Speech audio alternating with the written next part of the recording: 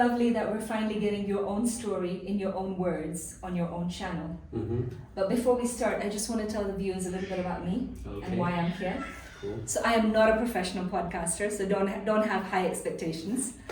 I am a dear friend of Welcome and a huge supporter of the foundation, BrightSpark Foundation. We met a couple of years ago. I was reading a news article and it was something about the crime, and I ended up going down a rabbit hole, reading everything and watching everything that I could about prisons and the gangs, and everything was just so horrible and dark. And then in between it all came this beautiful light of Welcome's story. And I was like, I have to meet this person. And that's basically how we connected. So here we are today, Welcome. And it is so lovely. So tell us a little bit first about the work that you're doing. Yeah, and which is interesting because if you think about when we met, just to add to your story, it's Maya's birthday today, so happy birthday, Maya. Thank you. And it's almost like it's gone full circle, you know, so Maya's always been big on gifting, so thank you for giving of your time, your friendship, and yeah, so I really wish you the best. Thank you. Happy birthday. Thank you. Okay, let's talk about the work. So BrightSpark Foundation SA was established predominantly as an organization that helps and supports young people that are caught in gangs. Also not just caught in gangs, but also young people caught in very unfortunate situations and circumstances, predominantly not of their doing, where they feel hopeless, where they feel like there are no opportunities for them to become whatever they want to become, leaders, actors, real responsible citizens of this country and add value. So what they do is, because they feel hopeless and they feel like they don't have those opportunities, they tend to join the gangs. They tend to make stupid decisions or stupid mistakes, and kind of feel like there's no way of turning back. So they continue making those stupid mistakes where they either end up in prison, or they themselves end up dead, or they end up on the streets. So our objective as BrightSpark Foundation SA is to avoid all of that by providing young people opportunities, especially in the field of education, skills development, supporting families that do not have the means to support themselves, but obviously in that supporting of the family, also develop them to a point where they can then in turn support themselves with the relative skills and tools that we've given them to do so. Like our biggest motto is we don't just give you fish, we teach you on how to fish. And once you're able to do that, we then leave you and we go and we help other people, and then in return we just ask that you also pay it forward.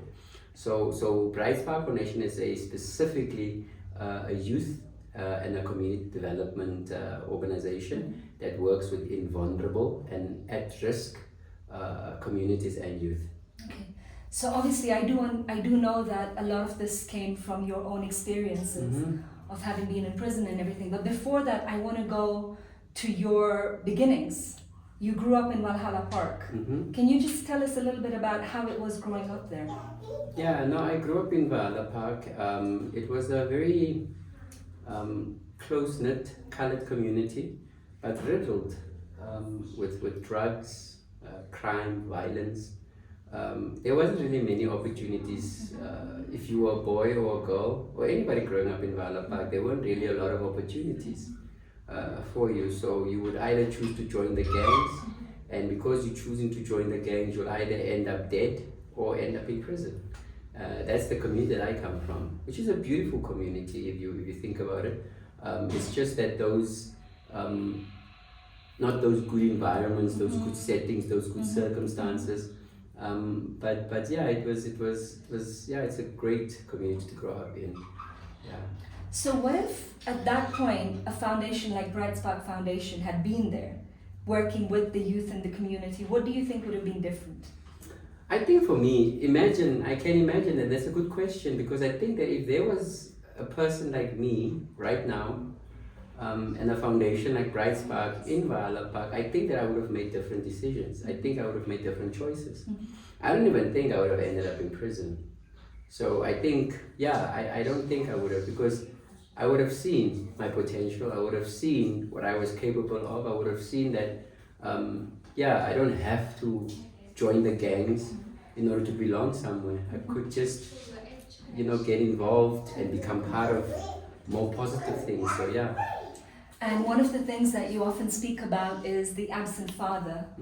And it was the lack of a present father that led you to moving towards the gangs. And again, I'm going to bring it back to the work that you do now. How is it that you get children to feel like they're being seen, heard, and understood? What is the work that the foundation does in order to ensure that they're getting that support there, which they would have otherwise got from outside? Yeah, I never felt though as I mattered, because my father was never available, he was never around. I kind of feel like many young people get drawn into the gangs because of that feeling.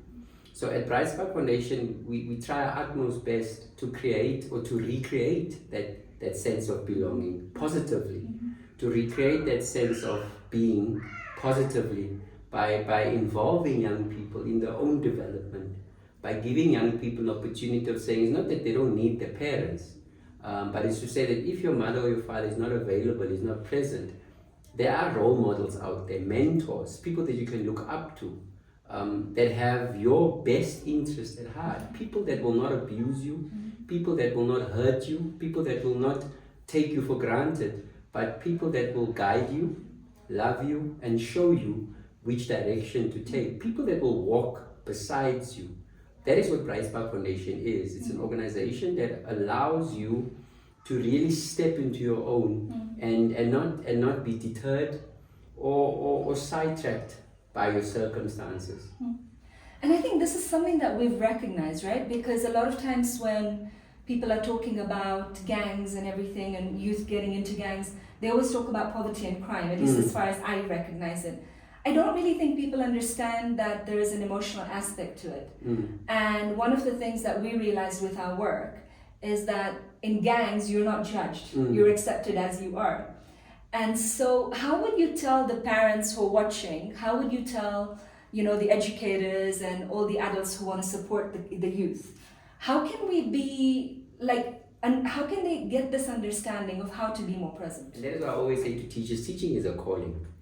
When you step into that world, you step into that world to change people's lives, you step into that world to change young people's lives.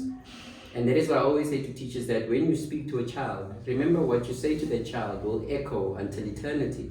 So if you say to that child that he or she is dumb, they will believe that they are dumb. The more you say it, the more they believe it. If you say to a child that they will not amount to anything, they'll start to believe that. And for me it was like that, especially with my father, who was never happy, he was never content with what I brought to the table. He always felt like I could do more. When I knew for a fact that that was in my ability, I could only do that.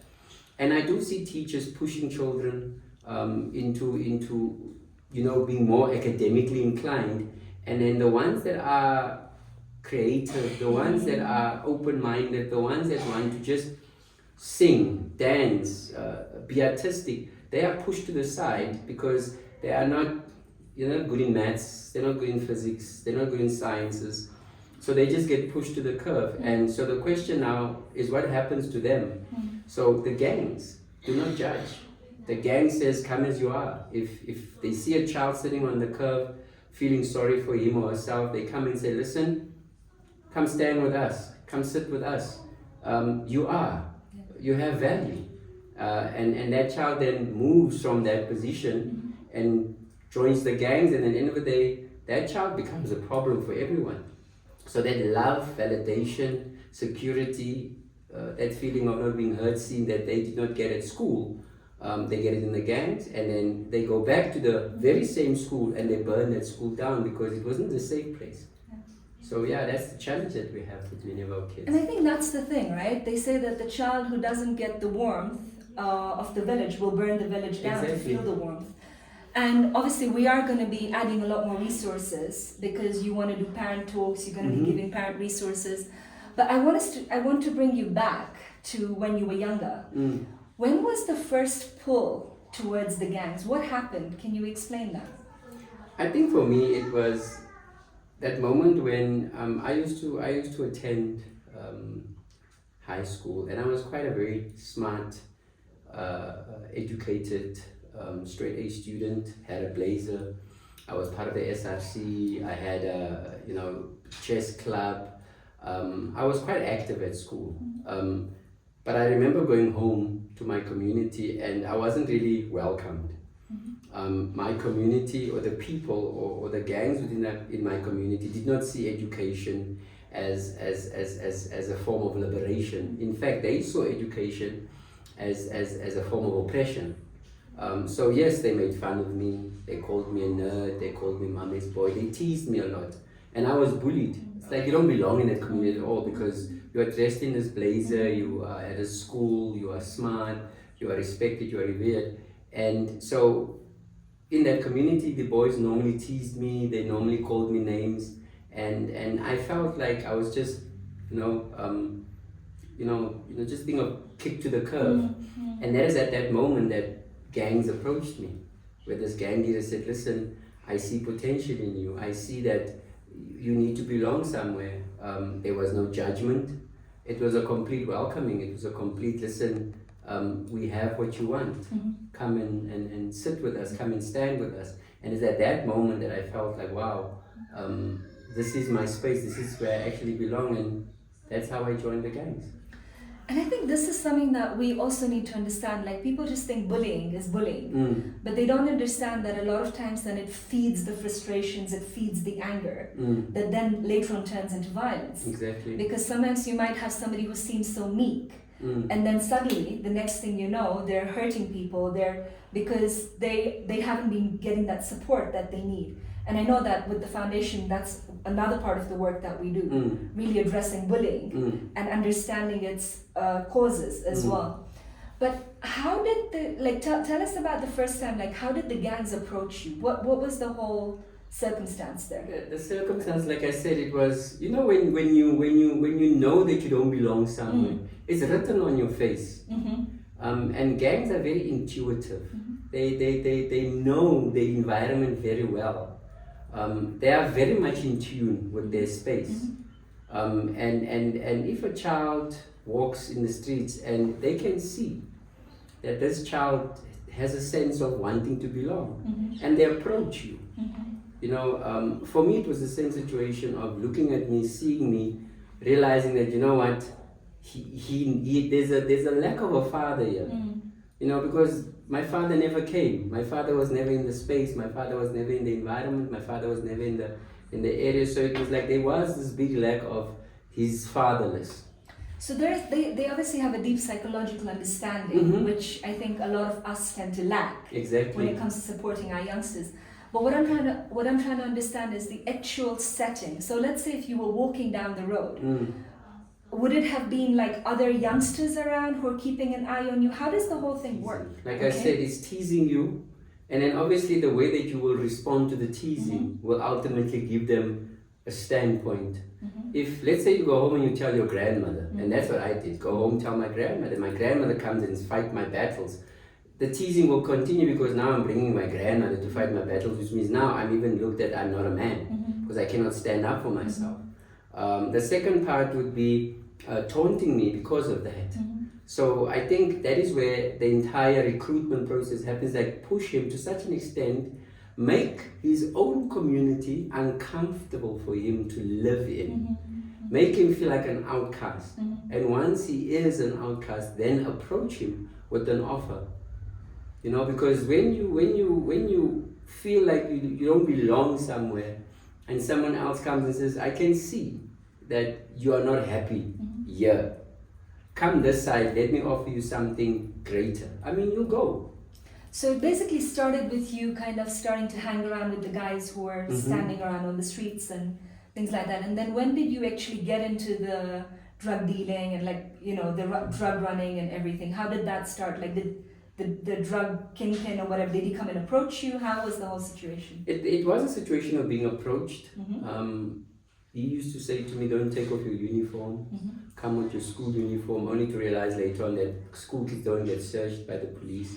So that was his means of getting me to come, put drugs into my bag, goes and says, deliver. I used to get a piece of paper with all the addresses, go and deliver. It was also that thing of when I was hanging out with the boys a lot, I used to see what they do. And then there was this yearning to also do it. If they're robbing and stealing and jumping over fences and doing whatever, I was like, cool, I'm here, let's do it together. Because you also didn't want to be boring.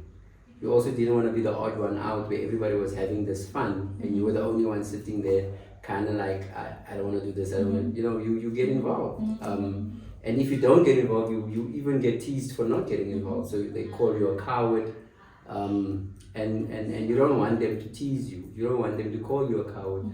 So you get involved and you do it. And then once the gang leaders see your willingness, they approach you to say, listen, let's step it up.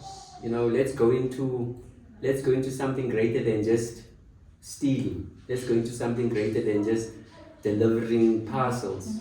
And that is when I was at the age of 16. I was now given a firearm. What did they do? Did they just give it to you? Now you can imagine being this 16-year-old boy after having been in the gangs for such a long time. When I started at 12, now I'm being given an invitation to say, listen, we've watched you, we've seen you grow, we've seen you do things, we've seen you I'm very committed. And this guy comes and says, it's time. And in this room was men that I've never seen before. Men that I could see they were authority. And he handed me this cloth. And he said I must open it up. And as I opened up this cloth, I saw this gun. And I was like, wow. That thing of the minute I saw it, it was almost as if that immediate surge of power, that immediate surge of, I was in charge. I was and I think it was at that moment that I realized that my responsibilities within the gang is gonna grow. And so once that happened, I was in. And when he came up to me and says, listen, this is your license. This is just one way of showing you that we respect you. And we think that your loyalty has finally paid off. So it was good. It was a good feeling to be recognized, because I remember at that moment that not once has my father ever said that he recognized me. Not once has my father ever congratulated me for achieving anything. And yet these men in this circle were seeing me. They were giving me honor. And for me, that was the best feeling ever. As a 16-year-old, I felt seen, heard, everything. And so whatever they were offering me at that moment, I didn't even care. I was like, bring it on. And that's how I got my first firearm, and that's how I was told that when you leave here and you take a life, you'll be part of us.